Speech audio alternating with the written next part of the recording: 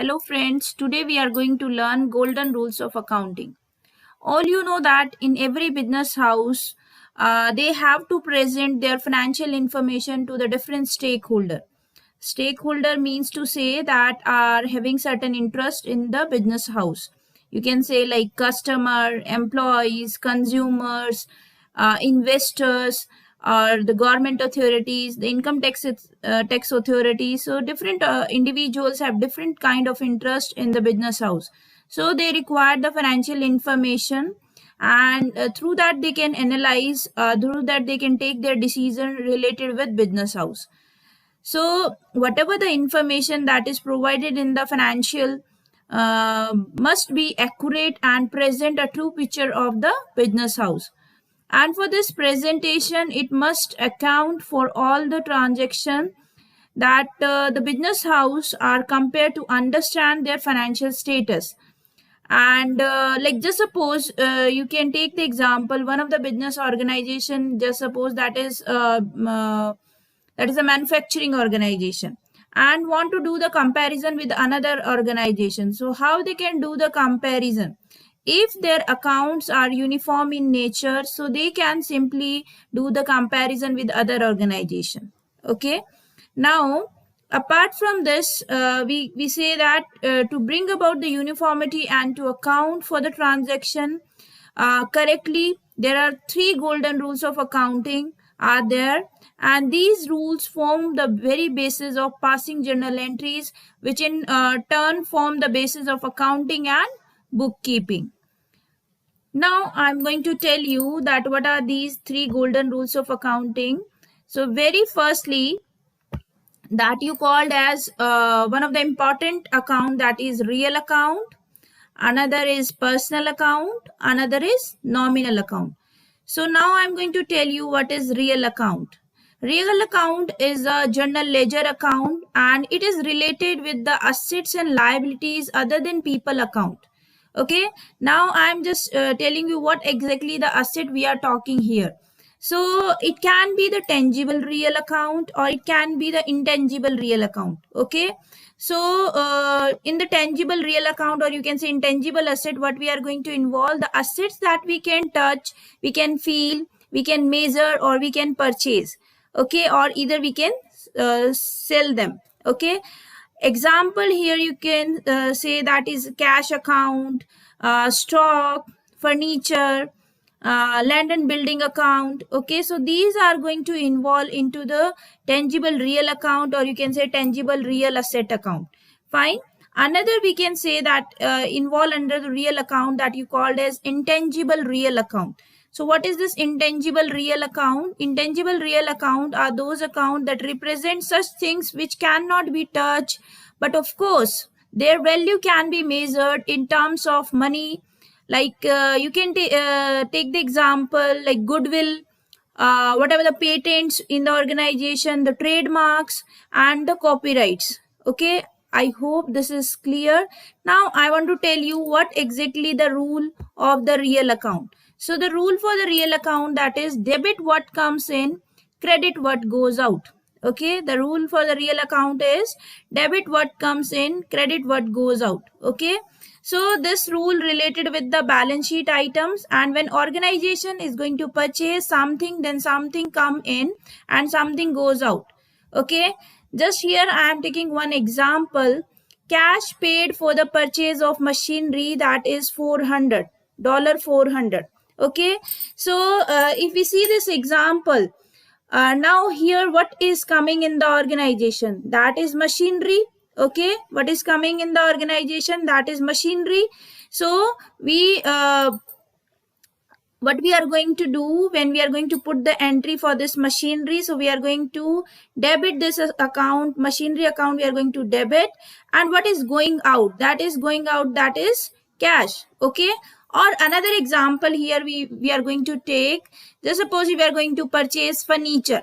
Okay, so in this case what we are going to do, So furniture is coming in the organization. So what we are going to do? We are going to debit the furniture account, and if we are going to make the payment in cash, then we are going to do cash account credit. So you understand this thing, that here the rule that debit what comes in, credit what goes out, how it has implied over here. Firstly, we have to see that what type of things they are talking in that particular transaction. So they are talking about the assets. Okay, so here in first example they are talking about machinery, in other example they are talking about the furniture. Okay, so firstly we have to identify whether we can apply the rule real account here or not. For that we have to see the category, that whether it comes in tangible real or intangible real. Okay, I hope this is clear. Now next rule I'm going to tell you, that is personal account. Okay, now I'm going to tell you the rule of the personal account. Personal account is what, beta? That is related with the person, or you can say a natural person, or it can be an artificial person, or it can be a representative person.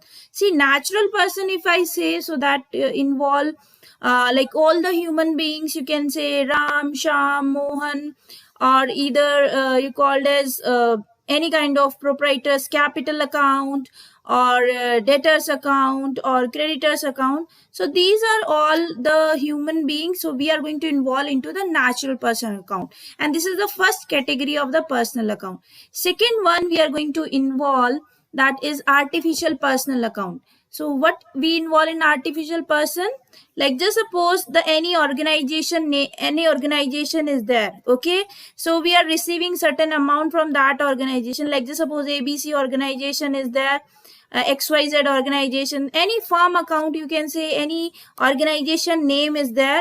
So we are going to involve into the artificial personal account. Another type of personal account you can call as representative personal account. Now what is this representative personal account?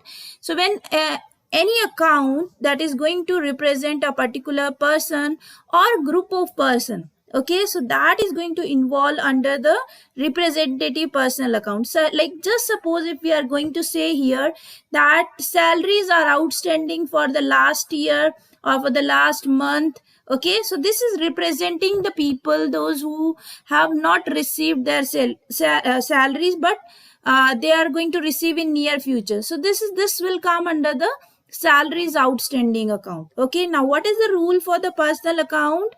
That is debit the receiver and credit the giver. Now you see, whosoever the individual will receive anything, so that account will be debit, and whosoever is going to give anything, so that will be credit over here. Okay, that person will be credit over here.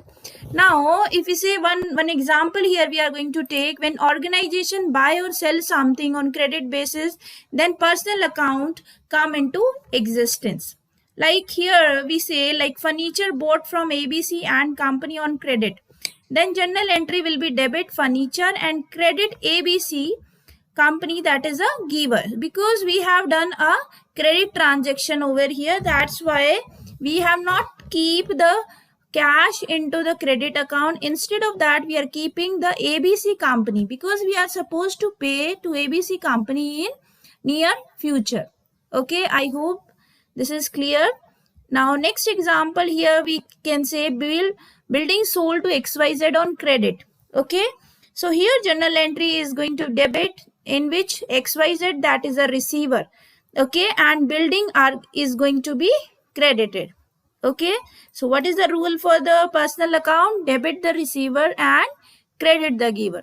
Now we are moving ahead with another rule that you called as nominal account. Okay, so nominal account is representing what? Nominal account is representing that whatever the organization expenses are there, income is there, so this is going to involve into the nominal account. So if we say what exactly the rule for the nominal account, so debit all expenses and losses and credit income and profit. Okay, now This rule is related with the different type of income statement items that you can call as salaries, wages, whatever the utility bills are there, any kind of losses, whatever the taxes payment organization is doing, any kind of rent payment, or credit, if we say what we are going to involve over there, any kind of income, like you can say interest received or the profit earned by the organization. So this is all about the golden rules of accounting.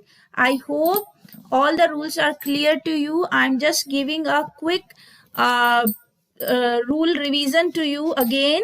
So what is the rule for the personal account? Debit the receiver, credit the giver. And what is the rule for real account? Debit what comes in, credit what goes out. And what is the rule for nominal account? Debit all the expenses and losses and credit all incomes and gains. Thank you, everyone.